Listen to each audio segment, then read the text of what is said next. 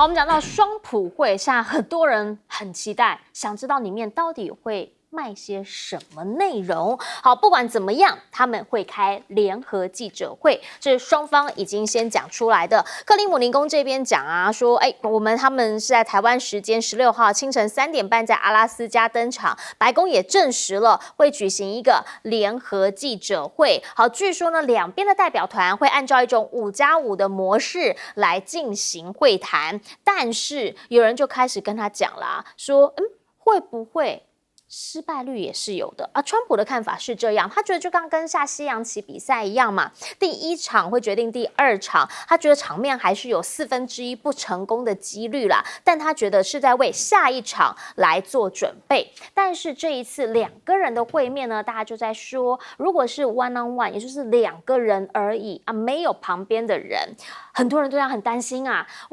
外国的媒体哈 ，Financial Times 直接讲了，说没有专业的外交官在旁边，很怕川普被普京给宰割。川普听到一定很生气，说我怎么会被他宰割呢？哈，我一定不会的哈。卫报也这样子讲。那这一些讲法呢，其实对川普来讲，他已经很清楚了嘛，我是要为下一次来铺路。所以他说啦，会面之外，他必须要再邀泽伦斯基再开一次会，才有办法达到真正的和平。那如果普京不同意停火的话，怎么办？川普的讲法是要面临严重后果啦。那德国这边呢讲说，其实呢这个就叫做第一步，反正5大谈判原则，基本上呢就是领土的问题。现在听起来应该就是美国这边没有要帮他谈，但是泽伦斯基已经松口，他愿意出来谈。那如果这样的话，是不是就有一个对话敲门砖，至少大家可以在一个平面上开始坐下来谈了呢？目前知道的是，俄罗斯这边的讲法是，他们没有计划要签署任何文件啊，真的就是倾听聊一聊而已。但是呢，他们认为川普这一回是很真诚的，想要来斡旋，让俄乌双方可以好好谈，然后也因为川普已经释出橄榄枝了嘛，好啦，那我就不排除跟美国再延长所谓的核武条约，也就是说进展顺利的话，美国跟俄罗斯之间的关系，我们也可以拿起来一起谈一谈。好，可是呢，这一件事情就会牵扯到另一件事情，就川普是不是真的很想要拿和平奖啦？好，因为诺贝尔和平奖报名也是有时间性的嘛，哈。传出上个月呢，说他突然打电话给挪威的财长，提到我想得诺贝尔和平奖。这个是真的还是假的？现在不知道，但也有人说这已经不是他第一次讲了，而是他超想得这个奖。他的前助理呢，跟国会山庄讲说，其实国务院的官员们自己压力是很大啊，毕竟呢，如果真的要得这个奖的话，那你就必须要有实质的作为或实质的贡献嘛。所以呢，国务院要好好努力，在外交上加把劲了。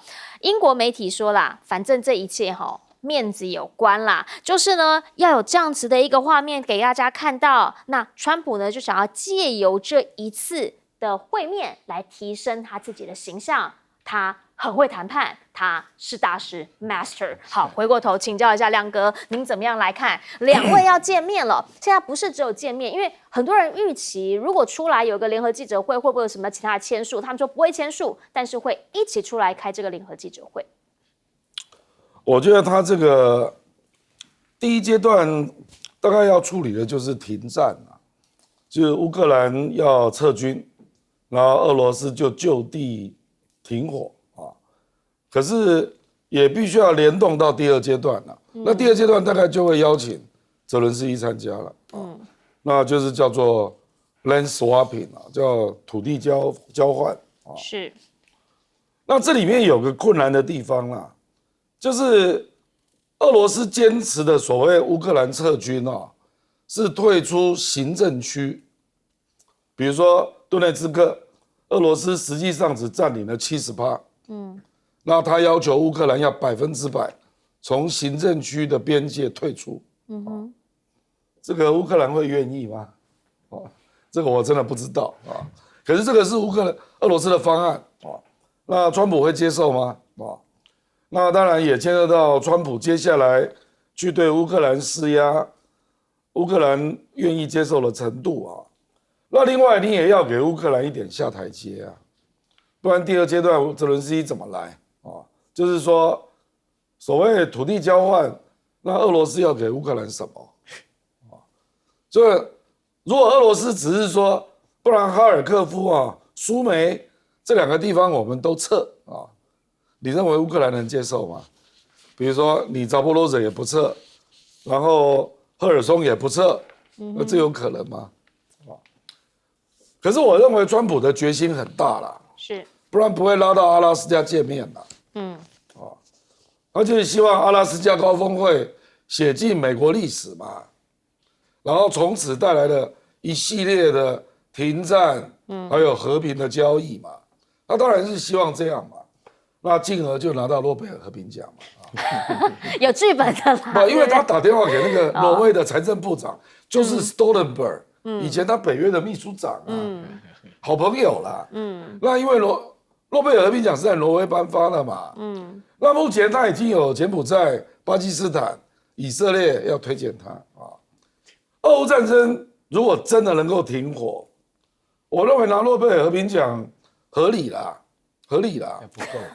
哦，那奥巴马都拿得过。你把以色列的仗停下来，对了，撤军，这个我也送他。OK， 对不对？要这名副所以实质嘛。对了，就中东也要处理一下。对啦，这个我同意了一。次全部处理。对了，就其实以色列那个问题比俄乌要简单多了。对呀，对不对？所以没有错了，就是这样。我觉得美国的总统想拿诺贝尔和平奖是好事啦。因为这个世界上会减少很多战争，因为美国通常都是始作俑者，所以我是鼓励川普拿诺贝尔和平奖啦，这个有助于世界和平啊。那如果以前奥巴马都拿过，我觉得川普只要能够完成中东跟俄乌的停火，应该够格了啦，够格了啦。就应该要让他有一点点的觉得哦。他努力有了成果，当然啦，我觉得他根本就已经在争历史定位了啦。对的，是的，就是要面子，因为他也不能连任嘛，对不对？啊，但也必须要这样讲啦哈，因为呢，现在呢，根据路透社的报道，是波兰这边的总理讲的，说其实他们13号呢，在跟欧洲领袖在举办这个乌克兰问题的远端会议，即将召开，是最后一刻哦，即将召开之前，突然之间，川普有了一个要求，说要求波兰呢是要由总统这一位纳夫罗茨基来参加。为什么要求这位纳夫罗茨基来参加呢？因为他被称为波兰川普哦，就是你不要让我听到那个我不喜欢的人，换一个我喜欢的来。那所以呢，这次的视讯是在双普会之前嘛，因为大家希望说他去之前能够先聊一下，那也让他知道一下欧洲这边的意见。但是呢，这个是不是其实某种层面上面有用吗？因为川普呢，他还是有一些他自己的想法嘛。但想请教帅将军，因为想要停战停火也不是太容易。你觉得他这个所谓的失败率1/4，但是为下一局来铺陈，会有效果吗？这个东西就先预设损失的这个部分嘛，我觉得谈不成的成分还蛮大的，绝对不止25%。因为你美国的所谓的底气啊，在进一步制裁俄罗斯这个手段，对俄罗斯来讲没有用嘛。我跟你讲，我们分析川普的心态，人穷的时候要有钱，有钱了以后要有权，权力的权，有了权以后要有名。川普就是走到这个阶段嘛，我已经是全世界最大国的总统啊，我要拿诺贝尔奖。但是问题是这样子啊，俄罗斯现在为什么最近这几天拼命的打？就是让将来我交换土地的时候，你没什么地好交换，所以他就在为谈判在做。我打了3年，死伤这么多，战果眼前在即，我不收吗？我种这个桃子树，种了他妈好累啊，又施肥又剪枝，到果实熟的时候我不拿，对不对？所以这个问题啊，真正打不下去的是乌克兰，那俄罗斯现在能真的条件会很多。为什么我讲这次不会那么顺利谈呢？俄罗斯有2种说法，一个我要4个州，那就是说刚刚郭正亮讲的那个30%也要含进去。对，那退一步再谈的话，我那30让出来，对不对？这就是做生意的手法嘛。可进可退。我讲了4州就是4州，但4州是包含原有的那个州的边界，那还有30没占的，那将来再谈，对不对？很多了，还有撤军了，不加入北约了，就解除你武装部队了，这些条件都是在桌上一个一个。所以川普现在也知道一次谈不来，但是声势要做出来。你看，由我出面能够把普丁弄出来，但是欧洲国家很担心的，为什么？你耍不过普丁了，那个老奸巨猾的，跟玩了几十年，何况现在胜利的果实在他手上，你川普能拿出来的条件并不多。你再制裁俄罗斯，死猪不怕开水烫，你能把我怎么样？所以这个问题就出来了。那普丁这个川普也觉得这是我个人的功劳，谁也不要想来分什么泽连斯基了、欧盟了，你站一边去吧。欧盟就担心了，万一谈出来，所以就怂的波兰呢，因为波兰跟乌克兰是息息相关，唇亡齿寒的关系。我今天来这边上电视前还在看波兰的那个重骑兵带的有羽毛的那个打那个奥图曼帝国，蛮凶悍的。你不要看波兰，波兰历史也蛮光荣的，占领好大一块地方。所以这个谈判呢，我讲只是开始。川普也先讲了，有25%可能，那就是条件没谈和，还有第二次。但是民生的收割已经收割了，你知道吧？这个，我能够跟普丁面对面，但是你没有外交经验，很多人也担心你玩不过普丁。是，请教一下吴老师，您会怎么看？阿拉斯加会谈，我觉得彻底把我们过去学的民主和平论的东西打翻了。那川普不喜欢用这种意识形态来谈和平，他反而用什么领土和平、利益和平，我们交换吧。我们把这些所谓意识形态成见全部丢开来，我们用领土来达成和平。这个很有道理啊。国家不打仗，领土谈好就好了。那我们知道，从2022年以来，这个乌克兰丧失了20%的土地。简单讲，普丁哒拿到20%啊。那当然，卢甘斯克超过90%了，顿涅茨克亮哥讲70%。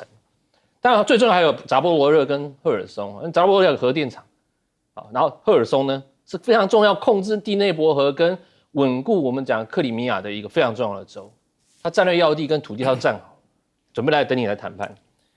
那这个时候，我觉得俄国的盘算是什么？普丁盘算就是他这一次想要跟这个川普见面，最主要呢，他想要把这个西方的力量分化。他让这个美国成为一个什么中立的力量你可能我们可以达成交易，然后呢把美国跟欧洲分化开来。最重要的是，他们最近一直在谈什么？普丁跟美国一直在谈，在这个北极地区，甚至天然气还有太空经济上方面合作那这些东西都是普丁想说，好，我可以跟你达成一些基本上的利益交换，那你不要这个再支持乌克兰，这是普丁的一个最大的这个想法。那川普的盘算是什么？川普刚才就像我讲了，他除了用这个利益、用这个土地来看，他其实没有什么耐心。他对于这个乌俄战争，他想要达成他的一个结果，因为他可以端回去给他选民说：“你看，拜登无法处理的，我处理好。”所以川普虽然说有25%失败率，可他心里非常急切的想要什么乌俄停战，所以这个压力就反而跑到了所谓乌克兰泽伦斯基的身上。我觉得泽伦斯基现在感觉他非常担心。川普对他已经失去了耐心，也不想等他了。但是泽伦斯基他在盘算就是欧盟，因为欧盟现在有一个想法，就是如果真的你说这两个川普跟普丁达成交易，对欧盟来讲是个灾难呢。那他们想到什么？雅尔达会议。最近我们大家看了很多西方媒体的报道，会不会美苏这个东西加上他说中北苏成为一个新雅尔达？我倒觉得有点言过其实啦。那篇文章我也觉得言过其实其实时空背景不一样。雅尔达那个时候是美苏英，对不对？那时候罗斯福跟丘吉尔他们极想要什么笼络这个史达林，让他打日本。这个就是非常重要的，就是他们那时候有这种概念。可是中国那时候是等于是被牺牲掉的。那中美苏现在不一样了，中国现在这个问题上面非常的暧昧模糊，所以我不觉得什么是新雅尔达。最重要还有一个最大的差异是，美苏那时候还非常重视联合国，他把那些准备东亚的一些地方交给联合国托管了。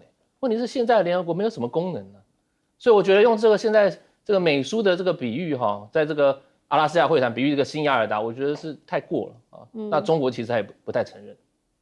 好，但是呢，在这场双普会，不管结果会是什么，那个画面肯定是历史性的。两个人还要出来开联合记者会，对于欧洲来讲，当然就是想说，哎，我能不能先跟他讲？可是呢，去碰了一鼻子灰之后，后续会如何发展？欧洲会不会在这个过程当中真的很担心，就像变成这个刀俎上面的一块肉呢？我们后续要来看，先进广告。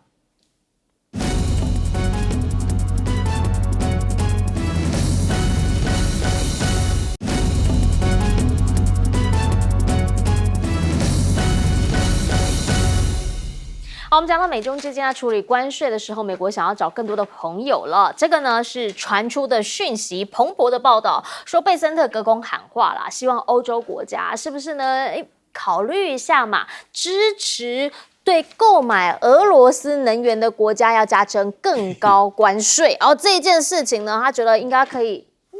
很合理吧，大家会跟我站在一起吧？啊，没有想到一讲完之后，哎呦，所有的人都在看鞋子、摸鼻子，好像没有要正面回应他的意思。好，毕竟呢，这么一件事情，其实有没有可能会扫掉红台不会？因为人家也有人家的一些难处嘛，对不对？之前欧洲国家都有讲给你听啊。贝森特下就讲啦，其实呢，川普跟普京两个人的会面啊，如果失败的话呢，他认为会升高印度2级关税的问题。那这一场谈判结果呢，会牵扯到美俄关系，所以后续呢可能会影响到更多的关税关系。但是呢，现在我们经济学家出来讲话，萨克斯经济学家他怎么讲的？他其实是提醒印度啦，你不要被美国利用来对抗中国，因为呢，你们应该要好好的让自己的立场明确一些，不要参与这两人之中错误的贸易战。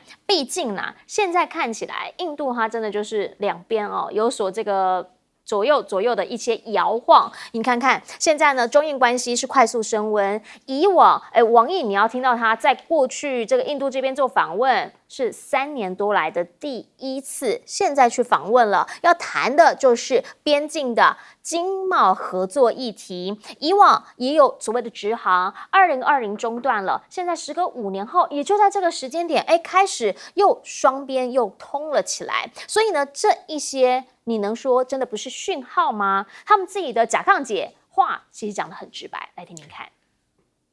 6 months ago, this was unthinkable, but today it's a headline. Donald Trump has unwittingly unlocked a thaw. More like forced it. He's brought 2 of his biggest rivals closer, India and China. Normalization, today we got the biggest one yet. Reports say Wang Yi is set to visit India. Wang Yi is China's foreign war. With his tariffs, he wanted to isolate China and strong-arm India. Instead, he's drawn both sides closer. This only goes to show that in diplomacy, there are no permanent friends or enemies, only permanent interests.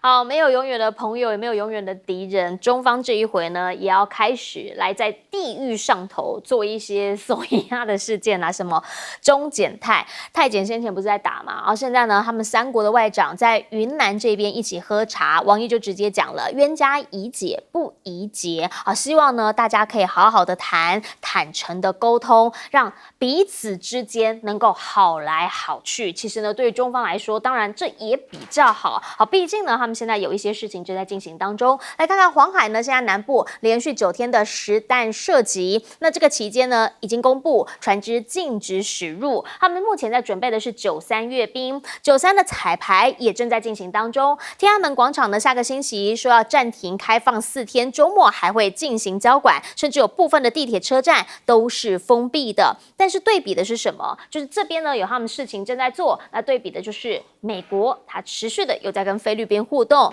美菲目前在探讨的是要部署更多的导弹发射器到菲律宾，美国第7舰队到菲律宾，美国第7舰队呢就直接否认了，说我们没有在南海被中方驱离，但是呢彼此之间如果真的要更进一步的合作的话，那中方是不是会更正视这件事？回过头就想要请教一下亮哥，您会怎么样来看？好，这一回呢是美国财长，因为是 G7 嘛，想说弄好朋友，所以问一下，要不要在对于买俄罗斯能源的加征更高关税？结果没人理他。不然你对欧盟都这么苛刻了，人家还要陪你玩啊？而且俄罗斯如果未来美国这么积极在跟俄罗斯交往，搞不好未来俄罗斯的天然气、原油都会解禁了。对啊，那我欧洲那么近，我为什么不买？而且俄罗斯的价格比美国要便宜，对，而且最高的时候，美国是俄罗斯的4倍价格。所以欧洲人怎么可能这么笨？对不对？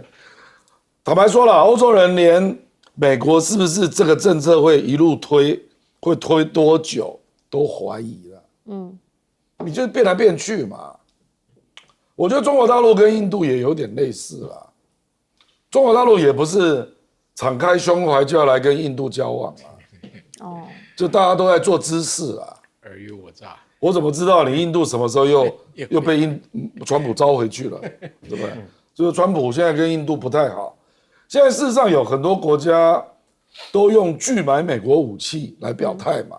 比如说印度本来订了那个 P8I，那个反潜机，36亿订单暂停啊。然后瑞士、西班牙本来要买35，现在也暂停。那西班牙就是对他增加国防预算到5%，他不满嘛，他就说，我跟俄罗斯中间还有个德国跟法国，我离那不会打到我这儿吧？太远了，我急什么？不会打到我这儿啊。实际上真的不会打到他那里啊，二战跟他也没什么关系啊，所以西班牙就不愿意增加国防预算嘛。那瑞士是因为关税被人家 K 到了39%，他在生气嘛。所以我跟你讲，现在有很多国家的态度啊，我坦白讲，我都不把它视为是永久的表态啦。都是跟着川普在动的啦。事实上那天贝森特讲了一个比喻嘛，说我们这个关税就像冰山一样，会慢慢融化。所以大家都认为到明年第二季，搞不好关税又要降了。冰山就融化了。本来就是啊，所以我干嘛？因为美国的经济的后果很快就到了啦。那第4季物价就要上涨了。那接下来明年要选举，所以你觉得有哪一个国家很当真在跟川普玩这个关税啊？我看只有赖清德吧。签约的越早，损失越大。我时常认为日本跟韩国也是走走看看。对啊，那韩国就想说，造船业对我有利，我赶快推，那其他我就慢慢推啊。我觉得都有点这个味道啦。所以我觉得没有人把这个贸易战会持续1年以上当真了。所以大家就边走边看了。那该有的拉一打一，大家都来玩了。中国也拉印度来打美国啊，印度也拉中国来打美国啊，就这样啊。那各取这其中的对自己比较有利的位置啦。来请教一下吴老师，您怎么看？不止印度哦，习近平现在也开始要把东南亚再拉进来。其实面对川普这个对于世界各国这种手段，而且慢慢在往回退这时候是中国大陆跟东南亚做最多生意最好的时候。为什么我们来看呢？其实，在解放日之后4月14到18号，习近平就进行国事访问。然后他去了越南，去了马来西亚跟柬埔寨。越南刚好是他个建交75周年，马来西亚呢是习近平12年没有去过马来西亚，他特别去。然后呢，柬埔寨也是9年没有去了，他特别去访问柬埔寨。我们要注意看东协10国是这个中国大陆出口最多的一个地方，其中呢越南是第1，柬埔寨第2。东协10国总共呢，这个中国出口了58亿美金的5800亿美金的产品，其中呢越南是1600亿，马来西亚是1000亿左右。所以这2个是跟中国是最大的贸易伙伴。解放日之后，习近平立刻去说什么？来，我们做生意。做什么生意呢？最主要呢，当然了，这个习近平带了谁？带了王毅，带了王文涛，又带了所谓国家国际发展署，就是负责"一带一路"，他们2018年成立的那个组织。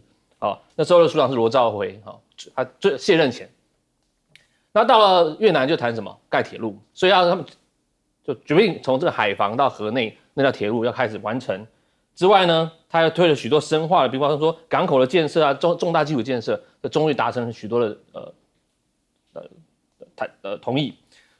对马来西亚呢，这马东铁路，因为马来西亚它缺乏一个东西向的一个铁路的横贯，所以呢，他们在2027年呢可能会完成这个马东铁路的建设，中国也占了非常大的份额。那柬埔寨更不用讲，柬埔寨一直以来都是中国的东南亚的这个铁港盟邦那当然在西哈努克港上面，他们也有“一带一路”的所谓超过200家的企业进驻，并且呢不断的充实所谓钻石六边也好啦，工业发展走廊还有鱼米走廊最重要的是。柬埔寨过去一直以来，他们缺乏一个所谓内陆的交通基础建设。那中国的一带一路最重要是将他们的首都跟对外的基础建设联系起来，让他们的这个货物品可以借由越南借由这个泰国出口到外面去。所以我们可以看出来说，其实当一个全世界面对美国慢慢在退群，我们讲的退群不只是安全上面的，它在经济上面的大量的退群的时候，那所谓地方。我们讲地方这种 regional 的经济结合可能会加速，特别在贸易的往来上，特别是什么更多的我们讲 FTA 的签订也好那当然 RCEP 跟 TPP 我们讲 CPTPP 接下来可能会面临到一个 N-1 就是当大家开始做这个所谓区域内的一体化，然后把美国排除在外的时候，这个时候我觉得中国大陆对于东南亚的一个整体的投资会海量的成长，并且呢会。当然呢，从经贸上会外溢到所谓的安全上面。那安全上面，我讲南海议题，我觉得现在感觉南海议题好像被冲淡了，没有人在讲南海什么太多的事情。大家面对关税的这个冲击也好，面对这个中国大陆怎么样去深化一带一路也好，现在我觉得是反而我们可以看的。来请教一下帅阳君。我想我们只看凡是成功的商人，企业家、老板，跟人家做生意都希望是双赢。没有说把人家吃光马尽的，中国大陆做的事就是这么回事。美国呢就是强取豪夺，关税就是个例子。这两相比较，时间一长优胜劣败就出来了。你现在美国不是靠军事镇住它这个全世界的威势吗？那现在它军事慢慢要衰退了。第二个，你封锁中国大陆，印度就是你讲的这个印太，对不对？你跟印度搞不好，印太怎么形成？本来印太就没有什么作战的实力嘛。美国在印度那边也没有什么多少军舰或者是基地嘛。第二个，美国现在在撤退第一岛链。对。那为什么菲律宾拼命放下飞弹？就是我以前讲的火力前推嘛，兵力后撤嘛。它第一岛链它现在已经等于没有了，在加强关岛的防御嘛。所以军事实力衰退，你强取豪夺的这个条件就差了嘛。中国大陆把自己后花园中南半岛巩固了，对不对？它势力慢慢扩张。我跟你讲，中国大陆多的是产量过剩的东西很多，基础建设的材料、人力、技术、工具，拿这个出来帮助这些开发中的国家或者是未开发的国家，就是很实际的利益到位嘛。那人家怎么会不欢迎呢？跟美国来对比，美国是靠关税去强取豪夺嘛，所以这种做法长此以往，你看谁有利就知道了。那你愿意跟我一个互相双赢的朋友做朋友，还是加我关税，逼我他们工厂出走，钞票出走了吗？这个态势很简单嘛。所以我们不要看一时间印度会跳上跳下，但时间长了。人家基辛格讲得很好，当美国朋友是很要命的，当他敌人还没什么问题你看川普好了，下一个核子什么平衡的协定马上签了，你敢对俄罗斯用核子武器吗？你连对中国都不敢，那怎么办？所以这个问题靠军事霸权是撑不久的，因为你将来稀土没有，你的下一代的武器都没有着落嘛，眼看着就没着落嘛。讲是讲很好听的，乌克兰有稀土俄国会不会也玩一个把戏建个厂7、8年，产品出来了，跟中国大陆学批审你这个汽车工厂要多少，几斤给斤军火工业1两都不给，你的军事霸权怎么办？所以这个问题开空头支票讲大话，唬不到人的啦。那中国现在为什么不马上和平这个武力犯台？他对外宣称我47年没对外发生过战争和平统一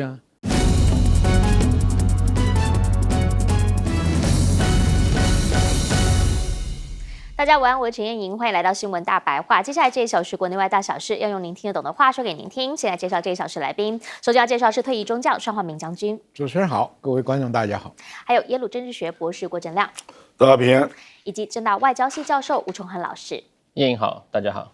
一开始先带你来看到的是馆长这一回又去深圳了啊！前几天呢也突破了一个直播100万的流量啊！现在呢去直播的时候，他看了很多车，然后呢他就有感而发，他说：“你知道吗？我在台湾一台X7要几百万在台湾。”一辆很普通的车，其实也就要100万了，破100了。双 B 更贵啊！结果呢，在地人这个女导游跟他讲说，其实，在深圳很多人换车就好像买车像买白菜一样，但是在这样子的一个过程当中，有让他开眼界的部分，因为他去搭乘了无人计程车、智能计程车。来看看这段影片。我们就像乡巴佬，我好紧张哦，因为我第一次坐这种车啊，没人啊，我超紧张的尤其我们会开车的，你知道吗？我们会开车的人就特别担心。天哪，这也太厉害！他们什么时候要有？伙计，你稳点啊，伙计，我很害怕，伙计，好厉害呀！好，虽然说你在影片当中听到他赞叹连连，但是他也有强调啦，强调什么？说有一点点不温柔啦，艺术的可能可以看他较偏啦，较很淡薄啦哈。然后呢，他也强调起步转弯的时候可以再让他能够更顺畅一点点。但是呢，他特别提到了说这个确实也很想要问啊，台湾什么时候要有？然后他也去看了无人机的表演，无人机表演呢，据说他砸重金24张的5G 卡。但是呢，在直播的时候还是卡卡的，但他自己觉得啦，说可能是因为人太多了，所以才会有讯号干扰。这次不是只有看这些而已还看了什么腾讯集团的3D 世界生成模型啊，又或者是呢，跟在腾讯工作的一些台湾人一起互动一下。但他特别提到黑科技、智能之外，他很想要去看一个东西，叫做93天安门阅兵啊。可是呢，他很怕被罚、被检举，担心。好，结果现在陆委会还真有人回应他，我们的副主委梁文杰就直接讲啦。免还漏啦哈，民间人士不禁止，主要是针对政府的公务员、中央政府人员，还有地方上头跟一些重要职位的。利兰贝 k 现在依目前的规定是不禁止的。但是陆委会现在有在做事，他特别提到了这一些艺人，说呢，这些艺人如果说你过往曾经有发文，在赞叹对方，什么赞叹祖国的，现在呢，他们已经约谈了2波，大概呢是20多人来查。那呢，经纪公司的回应是什么？好像普遍回复都是讲说，现在呢我们不晓得啦，没那个意思，甚或说呢，其实艺人本身根本就不知情，知情人士都特别提到了，如果你回复的内容不足的话，那会要求你补充。如果补充再不足的话，必要时也会面谈当事人而且梁文杰特别强调，你不要都不回应原因是因为这个是有时效性了，如果没有回复的话，我们就会直接进行裁处。说政府呢已经尽到了告知说明的义务，什么时间点？应该就是很快了。其实呢，在现在两岸之间，应该会有一些历史上面共同的事情，包括了在今天我们赖总统他所 po 的这篇文章，团结必胜，侵略必败。他讲的是什么？讲的是2战啦。在2战呢，我们就发现了一些很细节，比如说呢，他不是讲抗战胜利，他讲的是中战。那他特别提到，他想强调的是说呢，现在就是不能让少数独裁者个人的霸权野心、极端意识，然后卷入无情战火。但他万万没想到是下面留言跟他讲的是少数独裁者的霸权野心，不就在讲你自己吗？还有人说他是现代的独裁者。不管如何，赖清德现在呢，针对于这一些的历史事实，是不是真的想要一刀切，把它跟过往直接切开来？但民间有人说政府不办，我们来办。所看到的是民间团体呢，他们星期六要去中正纪念堂庆祝抗战胜利。他们特别强调一件事情，叫做当时接下降书的其实是中华民国，对吧？那你现在呢，为什么要这样子去中国化？为什么要把历史诠释权拱手让人呢？所以呢，大家要问的是，到底目前的政府它是一个什么样的立场？还是一个什么样的思维？又或者这些立场思维其实跟历史无关，跟政治有关？回过头请教亮哥，您要怎么样来看？来，馆长现在又去深圳了，直播啦，对于车他很有感受。我馆长这次深圳的主题是科技公司啦，他第一天去大疆，对，还有比亚迪嘛，是，那个流量有110几万，那第二天大概是接近80万嘛，其实大陆的车为什么便宜啊？因为它就是在地制造的成本，然后加利润就可以贩售了，那我们的台湾的车啊。我觉得大家都有比对进口车的价格啦。对，那进口关税就17.5%，然后货物税25%，这样就42%啦。所以即使你在台湾制造，我觉得他们都把价格拉高了。那这个就是不合理的现象嘛。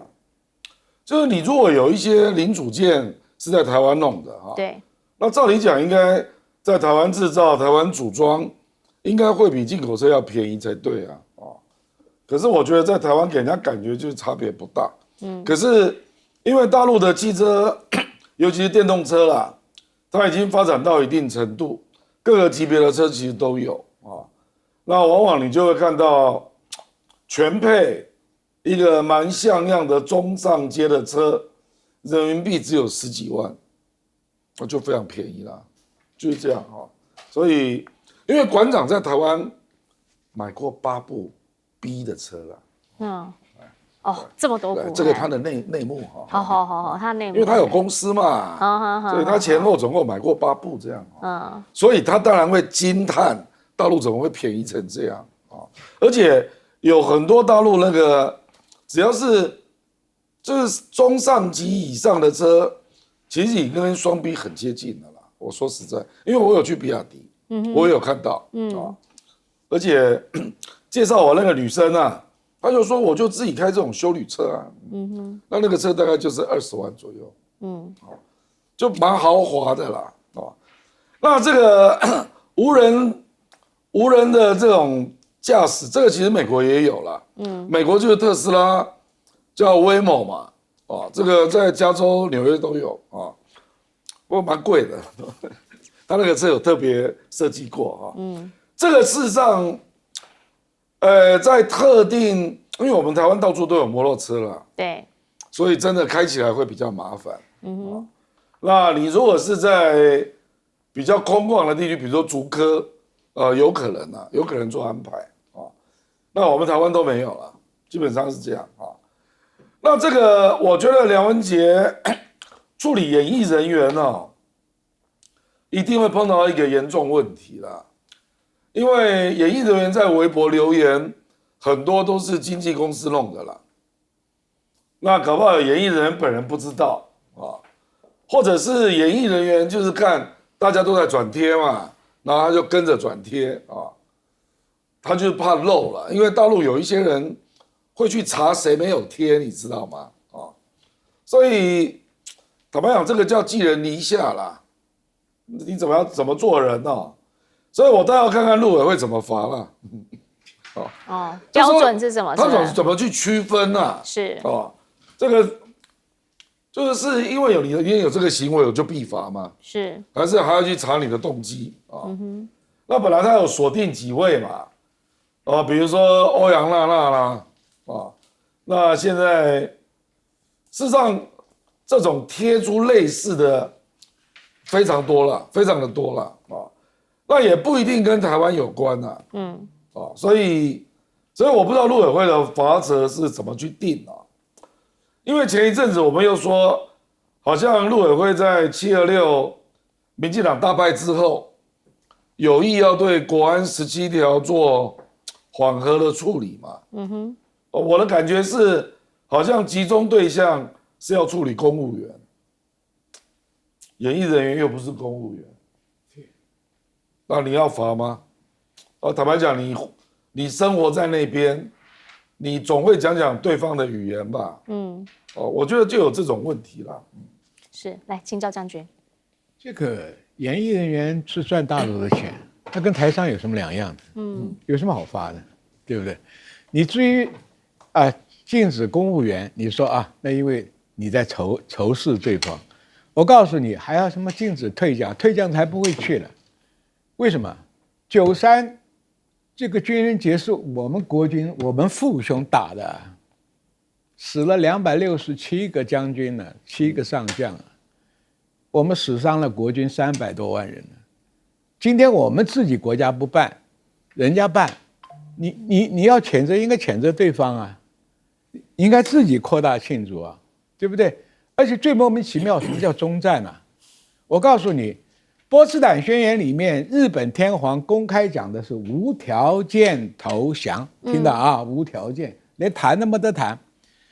米苏里舰麦克阿塞带中苏美法5个国家看了日本首相来受强书，何应钦在南京接受日本冈村宁次的投降书。怎么叫终战呢？这怎么叫终战呢？你是怕台湾因为台湾兵去当日本兵，怕列为战犯呢？真的没办你就不错了。这个93是我们该庆祝的，你放心，我们这种退将不会去了。我认为这个93的庆祝应该我们扩大办理，自己不办，还弄个终战，笑死人！不读历史也不懂一点常识嘛？你能否定那个受强书是假的吗？你能否定那200多个将领死伤在战场上吗？解放军只死1个，这个仗谁打的？历史摆在那里，血淋淋的历史，不是那种轻描淡写的。而且战争总有失败跟胜利者，对嘛？而且投降就是投降，对，和谈是和谈，协约是协约，但是它条件层次不一样嘛。对，你现在俄乌战争在争的是什么？对不对？所以这个问题啊，当年日本被我们中华民国拖到什么程度？我们在滇西就打到云南，这个广西的时候，我们昆仑关会战胜利，这个胜利，所以日本人把关东军的主力通通抽调到南方，所以苏联才能够趁虚而入，一下子把关东给端掉。端掉关东军以后，所有大量的军备、武器、人员、物资加伪满国的，通通交给林彪，林彪才能够做事做大。所以今天我们对这个发文也不抗日战争，太一样啦。他上一次欧战发文，他说欧战胜利嘛，那这一次呢，他就提说是什么？是中战纪念日。然后呢，没提中华民国战胜国，没提中华民国用同盟国，没提日本侵略国，都是交战国啦，就会觉得有差别。他就想抹杀了我们在抗战的贡献，而且跟中国一刀两切。台湾算什么中战？因为台湾那时候站在日本那边，所以嘛，我讲嘛，没把他当战犯来办就不错了。你到皇军去当，对不对？我们也把你当战犯来处理了。因为国民政府当作光复了，所以光复台湾嘛，不是就根据这个降书，我们才能收复台湾嘛。没有错，台马金鹏都是那个时候收复的嘛。所以这些问题，一个人呢否定历史，而且黑纸白字的历史，你简直是无耻嘛，对不对？你怎么解释都没办法让人家接受你这个终战嘛？难道说终战是我们输给日本了？我们要求解决战争吗？胡闹嘛！所以这个问题啊，对历史的污蔑，这是最让人家不能容忍的。还怕我们退将，我才不会去了。我告诉你，我补一个小数据啦，是我们台籍日本兵参战有10几万人，对呀，那国民政府接收，把它视为光复，所以没有做战犯的清算，所以台湾没有任何人因为参与战争被抓，没有。毕竟那个时候很多人也不是自愿的嘛，对不对啊？但问题来了，我就是日本兵啊。对了啊，可问题来了嘛，就是现在你是中华民国总统嘛，啊，当时接降书的是中华民国嘛，你就不要接受中华民国总统这个 title， 对啦，他是中华民国总统，所以在他讲这句话的时候，其实下面人就知道，你到底想要讨论历史，你是想要好好的回顾这一段历史，还是说其实还是有其他政治用意嘛？来请教一下吴老师。我觉得馆长这一次的直播，他2次好，上一次去也是介绍很多大陆的，不管是美食啊，他们这边的风土人情啊，然后这一次到了深圳呢，还要介绍比较高科技。我觉得他主要是以正视听啦，因为其实常去大陆或者是有一些交流的台湾同胞，他们还是知道说大陆现在发展的已经不错，不是说什么吃泡面不能加榨菜什么的但是我觉得还是有许多台湾人，我们现在很少人去大陆或者没有去过大陆的，他们在看一些比较偏的报道的时候，可能对于大陆的一些印象或者是一些想法还存留在很久以前的那种概念，甚至我们说网络有带风向也好啊，有些假讯息也好，就把大陆写得非常不堪。那我觉得馆长这一次去，我也看了他的直播，他看到一个自动贩卖机是刷人脸辨识的，那介绍的人就是说，这可以直接联动到微信，然后用人脸辨识，门就打开了，打开之后就可以自己拿饮料自己算钱。那馆长说，哇，这个台湾都没有，真的台湾没有，我们现在没有这种人脸辨识的自动贩卖机嘛。那所以他把这种东西很真实的呈现给台湾老百姓看的时候，我们才知道人家发展的速度是多快，我们才知道说，就算没有去大陆，我们也知道人家有这些东西嘛。所以我觉得它是一个真实的呈现，包括这个无人车，对，无人车我也坐过一次啦。当然那个无人车上面还有一个人自动驾驶，因为就帮忙看一下，但它主要是自动驾驶。那自动驾驶它有一个特性是它，譬如说左转，十字路口左转的时候它会比较慢一点点，因为现在毕竟做到它避免那个车流嘛。但是如果大陆的无人车现在已经进不到这么多，馆长是真实的呈现给台湾老百姓，我觉得是一个多方管道的收纳，我们可以吸收这个资讯啦。那其实陆委会对于两岸交流，我觉得他们不太支持，甚至要一直在禁止。我们看自从之前的禁止大陆团客也好，到现在的演艺人员，其实我觉得他禁止演艺人员，或是他约谈演艺人员，只是一个指标性的，因为过去这些演艺人员他们讲了一些话，对，然后让台湾老百姓说，为什么你是演艺人员在大陆赚钱，然后讲出伤害台湾人的话，陆委会就想要办这个，所以他就找这些演艺人员的麻烦。而且我觉得不止演艺人员，现在除了公务员之外，他们也对学者也想要进行一些控制，特别是你学者有一些行政职的，那他觉得你行政职是等同于公务员的，所以你现在去大陆也要申请有可能不过，所以这些都是方方面面想要把所有两岸交流慢慢的减缓，甚至把它断开来。那这是很危险的事情，因为我们知道说，佩尔特最后一个赖清德说什么中战，我历史也被他搞混了，中战也好啦，什么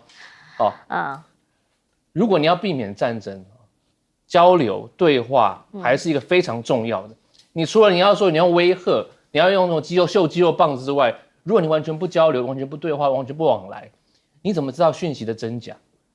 其实民进党政府也想要知道讯息的真假，他们也知道对岸哪时候要打来啊。那请问你怎么知道？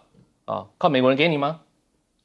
所以我觉得这一点，我觉得我们现在变成一种把自己眼睛都盖住，然后想用猜的然后来避免战争，我觉得是非常危险的。其实对于有关于今天这个日子，然后他发文了，但发文之后，大家就会对于他的内容会希望有所期许，然后也会把它拿来跟他之前的欧战那个中战日来做对比，就会发现两相比较之下，中华民国总统有没有好好正视过往中华民国国军在前线为我们奋战这样子的浴血过往？我们先进广告，等等回来继续说。